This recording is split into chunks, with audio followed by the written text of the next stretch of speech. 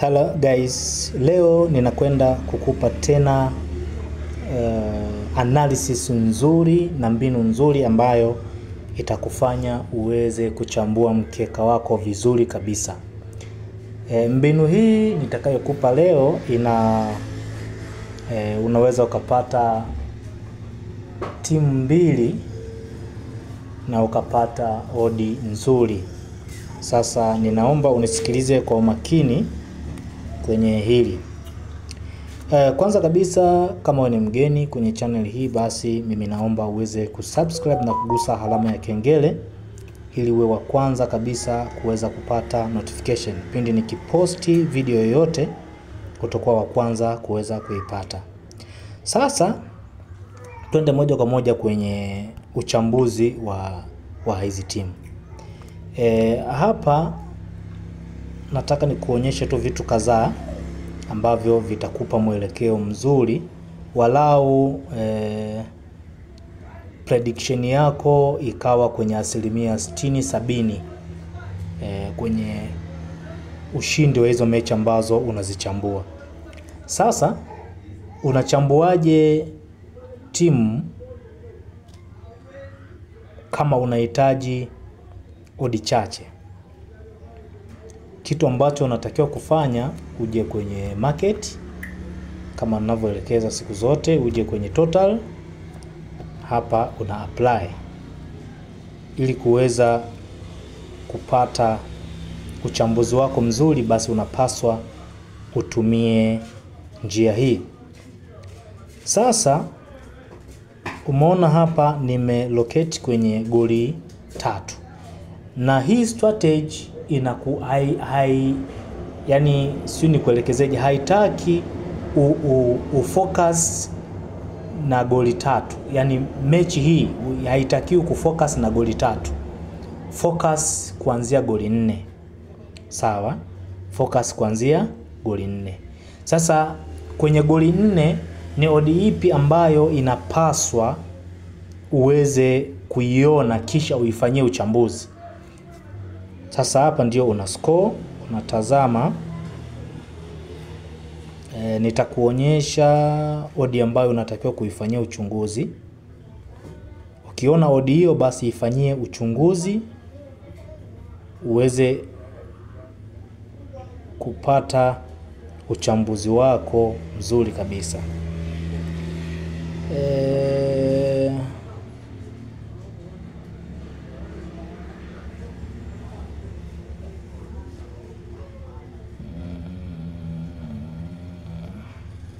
Hapa natafuta zile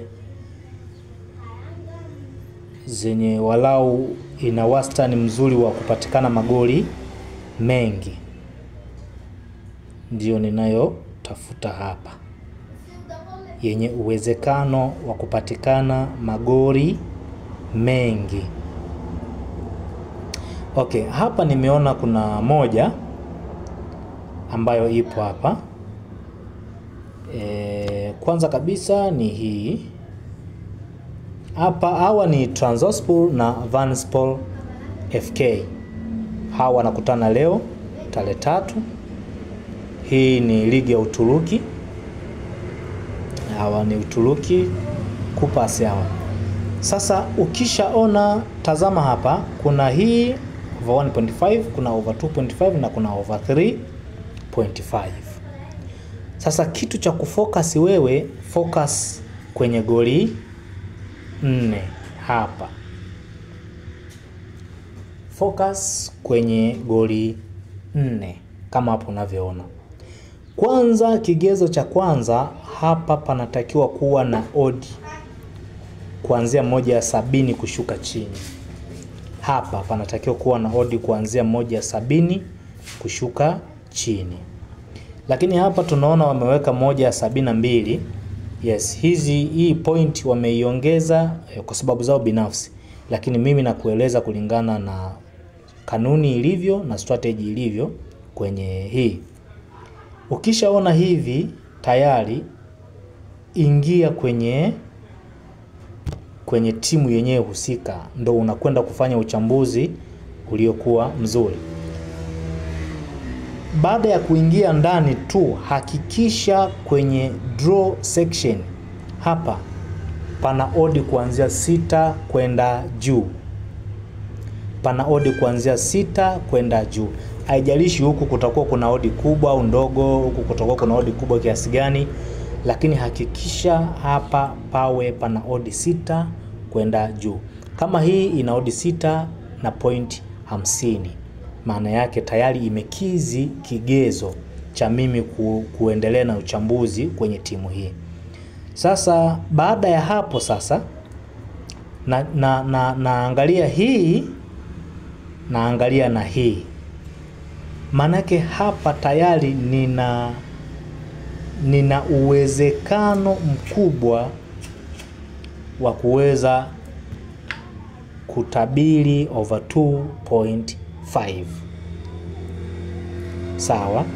Nina uwezekano mkubwa wa kutabiri over 2.5. Lakini tuna focus kwanza kwenye over 4, kwenye over 3.5 ambayo ni hii. Sawa? Manake possibility ya matokeo yanaweza yakawa ni magoli zaidi ya 4 au kuanzia 4. Sasa sisi tuna move hatua moja kurudi chini, manake tuna move kwenye over 2.5 ambayo ni hii. Hapo nadhani umenielewa vizuri sana. Sasa tukirudi, ngoja ni kuonyeshe kwa mfano wa mechi nyingine ili uweze kuelewa zaidi. Maana nahitaji uelewe kwamba hii utajipunguzia kuchana mikeka, utajipunguzia kuchana mikeka kama we ni mchambuzi wa mechi.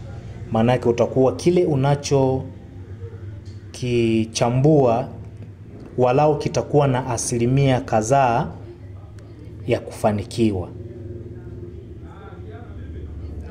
Kitakuwa na asilimia kadhaa ya kufanikiwa, asilimia 60, 70, itacheza humu.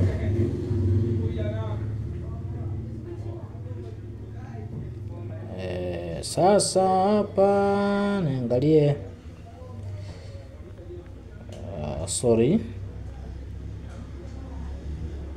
naangalie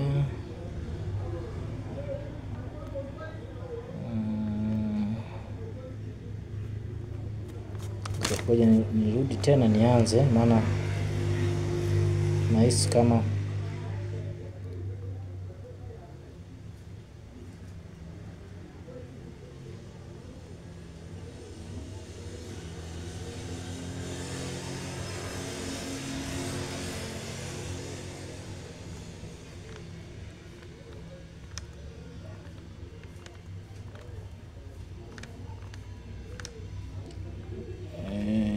hizi mara nyingi huwa wanazichezesha sana odds. Ndio maana kuna wakati natakiwa uwe makini mno,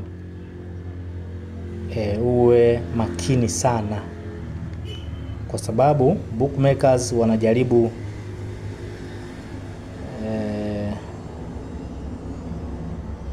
kuchezesha hizi odds, kwa sababu wanajua hizi ndio zinazokupa wewe uchambuzi mzuri.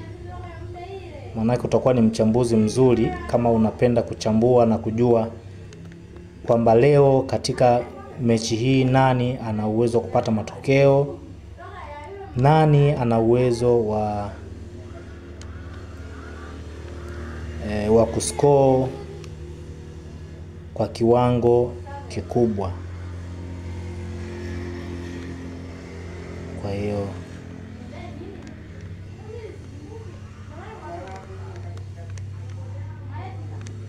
kuna timu moja hapa naitafuta,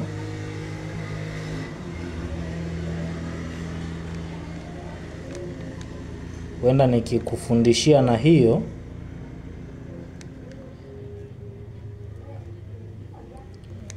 utaelewa vizuri zaidi.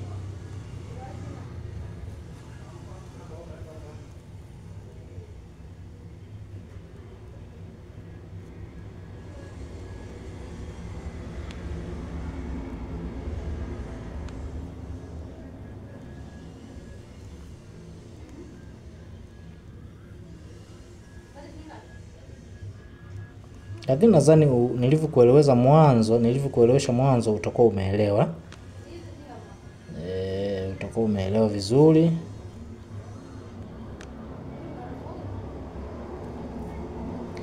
Hii iko juu, kwa hiyo hii hatuwezi kuitumia, iko juu. Ianze 170 kushuka chini. Nataka ikiwa 172, 71.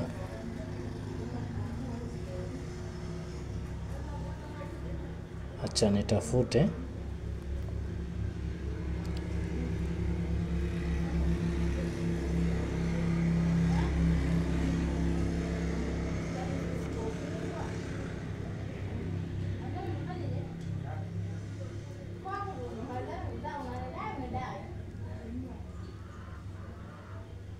Hizi mbinu ninazofundisha ni mbinu ambazo zitakusaidia sana kwenye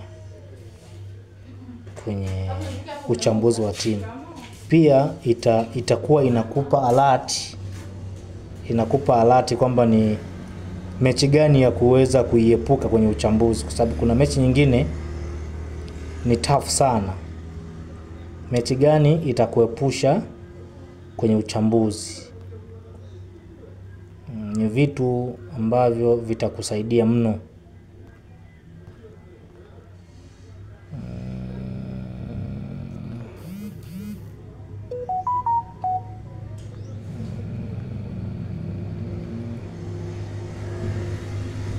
Umeona kama hizi zinazopita, maana yake zina hatari. Zina hatari. Maana yake zina hatari kubwa.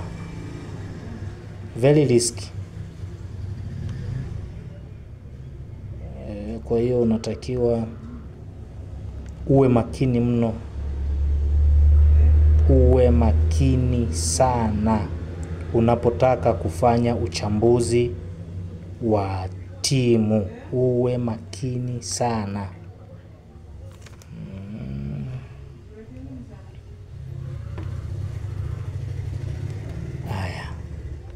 Nyingine hii ambayo nimeikuta hapa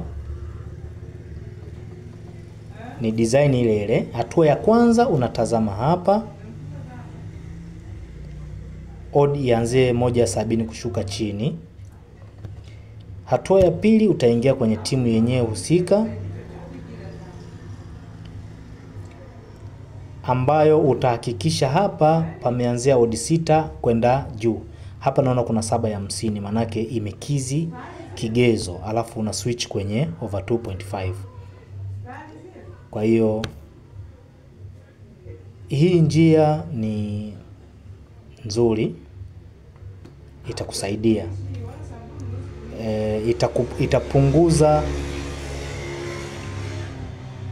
Itapunguza kufeli mara kwa mara, kwa sababu kila mtu anapenda anapotabiri matokeo yaje vile ambavyo ametabiri.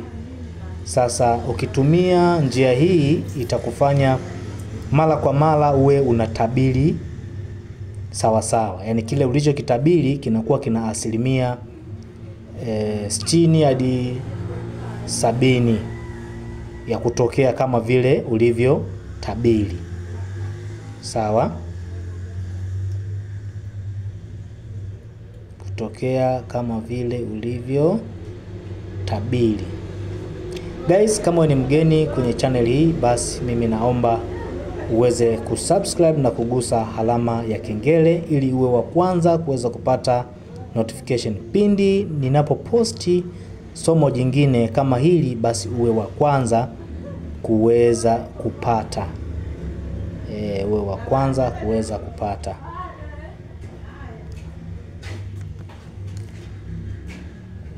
Kwa hiyo inakupasa uweze kuchukua muda kufanya uchambuzi wako, ufanye uchambuzi vizuri kabisa. Pia uweze kufuatilia baadhi ya vipengele vidogo vidogo, uweze kugundua kwamba kuna uwezekano mkubwa. Mfano kama hapa kwenye hii timu ukiingia, kuna sehemu nyingi za wewe kuweza kutazama uwezekano wa magoli kwenye. Kwa mfano ukija hili eneo, sasa ndo nachukulia mfano umesha fanya kama hivi. timu zako. Sasa unakuja eneo kama hili, unakwenda kutazama uwezekano wa kuscore mmoja mmoja. Unaona hapa kuna huyu ana uwezo wa kuscore goli 3 wa nyumbani. Peke yake tayari anao uwezo peke yake. Huyu naye ana uwezo wa kuscore goli 1 au anaweza asiscore kabisa, lakini uwezekano wa kuscore upo kwa sababu huku tayari odi yake iko juu. Maana yake uwezekano wa kuscore goli 1 upo. Akishindwa basi ni yeye tu. Kwa ina maana tayari kwenye hizi engo 3 wewe unakuwa tayari upo sehemu ya kutumainia kwamba utabiri ule utabiri kuna asilimia kubwa ya kuweza kutoka kama wewe ulivyotabiri. Guys, thank you so much.